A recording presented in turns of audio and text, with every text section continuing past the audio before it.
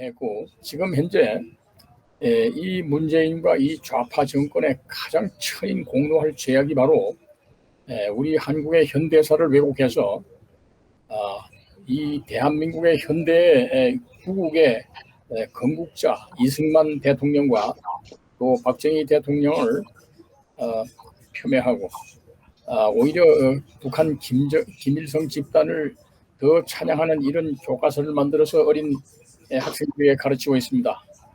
그중에 가장 대표적인 것이 바로 제주 4.3 사건을 역사를 왜곡해서 남로당 폭도들을 마치 무슨 정의로운 봉기나 한 것처럼 이렇게 지금 역사를 바꾸고 있는 이 4.3 제주 사건의 역사 왜곡, 정말로 통탄화를 쳐인 공로할 사건의 하나입니다. 우리 이승학 제주 4.3 사건 진상규명 도민위원회 사무총장님, 오늘은 그 제주 4.3 사건의 역사 그 진상 보고서를 왜곡한 사건에 대해서 고발을 하신다고 그랬는데, 제주 4.3 사건에서 이 죽은 사람들을 희생자라고 일방적으로 부르고 있는 이런 일들, 정말로 용납할 수 없는 일들이 벌어지고 있는데, 말씀 좀 보고를 해주시죠, 이승학 총장님. 네, 반갑습니다. 저는 제주 4.3 진실규명도민연대 사무총장 이승학입니다. 오늘의 주제는 제주 4.3 사건 진상조사보고서 왜곡과 날조입니다. 제주 4.3 사건 진상조사보고서 이하 4.3 정부 보고서는 김대중 정부 2000년 1월에 제정된 제주 4.3 사건 진상규명 및 희생자 명예회복에 관한 특별법 이하 4.3 특별법에 의해 2003년 12월 노무현 정부에서 발간되었습니다. 4.3 사건 진상을 은폐 왜곡함으로써 많은 문제점이 있습니다. 저는 오늘 정부가 발간한 제주 4.3 진상조사 보고서가 무엇이 잘못되었는가를 구체적으로 짚어보고 대책을 제시해 보도록 하겠습니다. 남로당 지도자 박헌영과 소련군과의 관계를 은폐하고 이데올로기를 빼버림으로써 제주 4.3 사건의 발발 원인에 대하여 진단을 잘못했습니다. 제주 4.3 사건은 해방 공간에서 좌우익이 첨예하게 대립하던 시기에 발생한 이데올로기 즉 이념 사건입니다. 그러므로 발발 원인은 이데올로기 측면에서 접근하고 진단해야 합니다. 그런데 정부 보고서는 이데올로기를 의도적으로 빼버리고 발발 원인을 지역 내 계층 간 갈등 문제로 진단했습니다. 박헌영은 1946년 7월 초에 북한이 김일성과 함께 모스크바로 가서 공산주의자의 총수인 소련 수상 스탈린에게 정세 보고를 하였습니다. 스탈린으로부터 어려운 여건 속에서 분투하는 그대의 혁명 투쟁을 높이 평가한다는 격려를 받은 바 있습니다. 그리고 귀국 후에는 폭력 전술을 채택함으로써 곳곳에서 테러가 발생했고 1946년 9월에는 북한이 소 분정 책임자 스코브 상정으로부터 테러와 압제에 항의하는 대중적인 시위를 벌이고 항의 집회를 개최하라는 행동 지침과 함께 두 차례에 걸쳐 일본 화폐 500만엔이란 거액을 지원받아 9월 총파업과 대구 10월 폭동을 일으켰습니다. 그리고는 미군정이 체포령을 피하여 월북함으로써 박헌영은 스티커프와 김일성이 통제하에 있었습니다. 박헌영은 월북해 있었으므로 1946년 11월 23일 남한 내 세계 좌익 정당을 포함한 남로당 창당 위원장 허언에는 참석지 못해 부위원장이 되었으며 북한에 체류하고 있으면서 지령을 내려 남로당을 지도하고 있었습니다.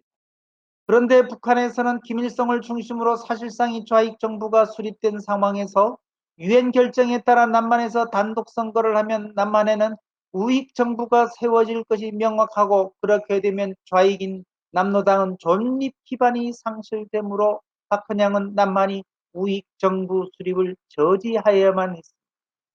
또한 남한이 우익 정부 수립 저지는 스티커프와 김일성이 통일 정책이었는데 남한에 미국이 지원하는 우익정부가 수립되면 공산 통일이 어려워지기 때문입니다. 유엔에 의한 남한만이 단독 선거로 남한의 우익정부 수립이 가시화되자 박헌영은 단독 선거와 단독 정부 수립을 저지하기 위하여 남로당에게 폭동을 일으켜 선거를 박탈시키라는 지령을 내렸는데 이 지령으로 이칠 폭동이 일어났습니다. 그리고 이칠 폭동의 연장선상에서 4.3 사건이 발생했습니다. 그러므로 제주 4.3 사건은 50재헌 의원 선출과 대한민국 건국을 저지하기 위하여 남로당이 일으킨 사건입니다. 4.3 사건이 성격을 구명하지도 않고 민중항쟁으로 유도했습니다. 정부 보고서 서문에는 4.3 사건 전체에 대한 성격이나 역사적 평가를 내리지 않았습니다. 이는 후세 사가들이 목이라고 생각합니다라고 명시했습니다. 정부가 제주 4.3 사건의 진상을 규명하면서 중요한 성격 규명을 하지 않는 것은 직무유기이고 성격 규명을 후세 사가들에게 돌린 것은 책임 회피입니다. 민중항쟁론자들은 경찰이 탄압 때문에 주민들이 봉기했다고 주장하면서 고문치사 사건을 거론합니다. 그런데 남로당은 1948년 1월 20일경 신촌회의에서 단선 단정 반대와 조직 수호를 위하여 경찰에 대한 반격전을 결정하였는데 이는 최초의 고문치사 사건인 8월 6일이 김영철 사건보다 2주 정도 앞선 시점입니다. 남로당이 인민유격대를 사전에 조직하여 군사작전을 하듯이 야밤에 사건을 일으켰고 최초의 고문치사 사건이 발생하기 전에 무장반격을 결정하였으므로 경찰이 탄압 때문에 주민들이 자발적으로 봉기했다는 주장은 설득력이 없습니다. 남로당 중앙당의 폭동 지령문이 2차례나 경찰에 압수되었고 남로당 중앙당 2.7 폭동이 실패하자 조경순 여수 14연대 반란사건 주동자 김지회의 애인 안내로 이재복을 제주에 파견하여 조직부장 김달삼에게 강력한 폭동을 일으키라는 구두 지령을 내렸습니다. 이재복은 김달삼에게 지령을 내렸으므로 구연대 남로당 장교 뿌락치 문상길 총리에게는 별도 지령을 내리지 않았습니다. 또한 제주도당 내부 문건에는 전남도당이 울부가 육지로 내려갔다가 15일 만에 복귀하여 무장퇴장에 경비대를 최대한 동원하라는 명령을 내렸다는 기록이 있는데 이것이 바로 남로당 중앙당의 지시입니다.